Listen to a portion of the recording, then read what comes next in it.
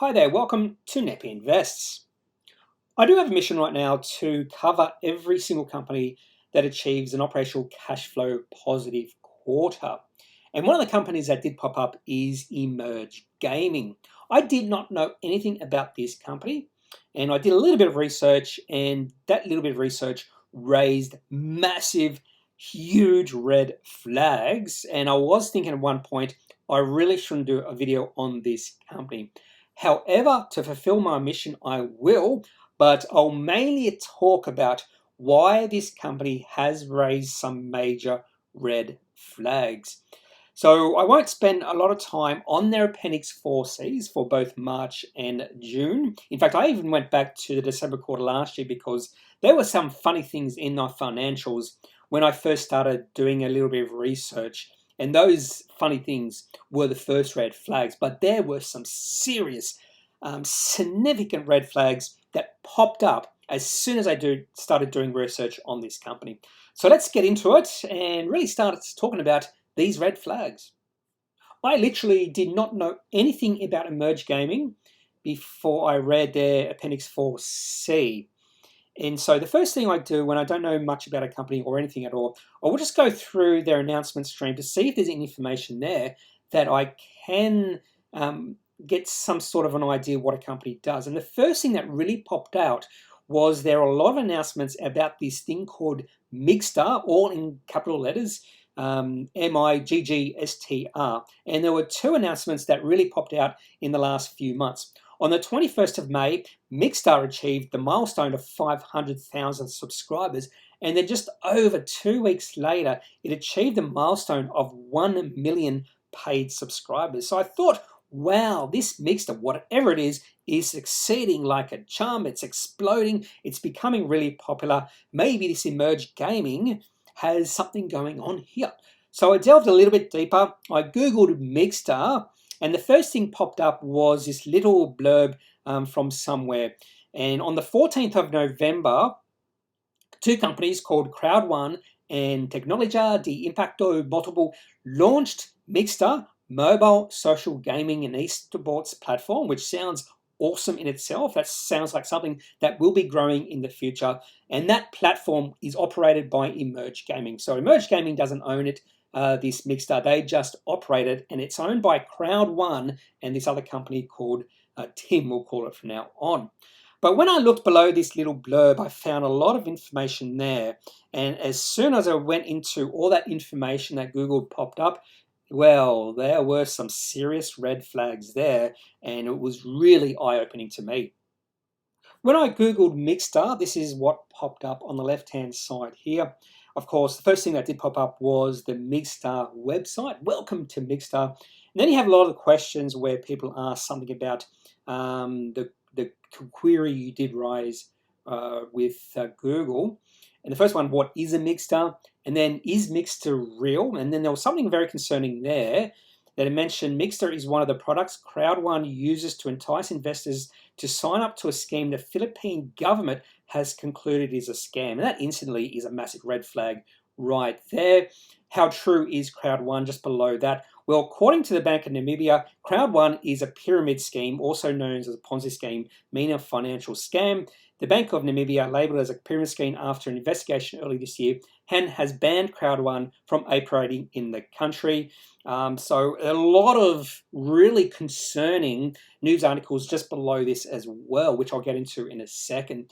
So straight away, massive red flags about Crowd1 and Emerge Gaming, simply because Emerge Gaming is affiliated with this alleged pyramid scheme that is Crowd1. One of the first articles that did pop up in this Migstr Google search was an article from Josh Smith of the Market Herald titled "The Board of Emerge Gaming Admits to Not Knowing the Motivations of Its 150,000 Subscribers," which is now above 1 million apparently. In this article, it is mentioned that historically, Crowd1 and its partners have not had anything to do with online games, even though Emerge Gaming, that's what they're all about. Instead, they're a multi-level marketing network selling get-rich-quick investment scheme to some of the poorest people in the developing world. And that right there seems like it is a Ponzi scheme or a pyramid scheme. They also mentioned that BBC Africa did a 6-month investigation into Crowd1, and you can watch a video that goes about 14 minutes long, which I did watch. Fascinating watching this video to see how this Crowd1 is actually working, and if the allegations are true in this video, Crowd1 is most definitely a Ponzi scheme or a pyramid scheme. And BBC Africa called the company Crowd1 the most audacious scam they've ever seen. They also said Crowd1 is peddling a range of bogus products and false promises to cover an old-fashioned pyramid scheme based on recruitment. Highly recommend having a watch of that video because you do see what this company is doing, and it's simply a pyramid scheme. There's no other way to call it anything else. At least 8 countries around the world have flagged Crowd1 or outright banned it. And this is what the Norwegian Lottery Authority said about Crowd1. It is being traded in a pyramid system, but does not currently have sufficient knowledge of the trading system to be able to assess whether there is an illegal pyramid scheme. But based off the information we have, we assume that the business of Crowd1 is built up in a pyramid structure with several levels where the participants can achieve financial gain by recruiting new participants at a lower level. That's the very definition of a Ponzi scheme or a pyramid scheme. And if you watch that BBC Africa video, you can see how Crowd1 is doing exactly like that. And the Philippines went a little bit further. They went, well, there is no doubt this is a pyramid scheme. This is what they said. Crowd1's business model claims to be a digital marketing business which generates income from online games and allegedly facilitates the generation by its members of residual income from its affiliate gaming companies such as Afiglo and Mixta, which is the important point here, the Department of Finance said.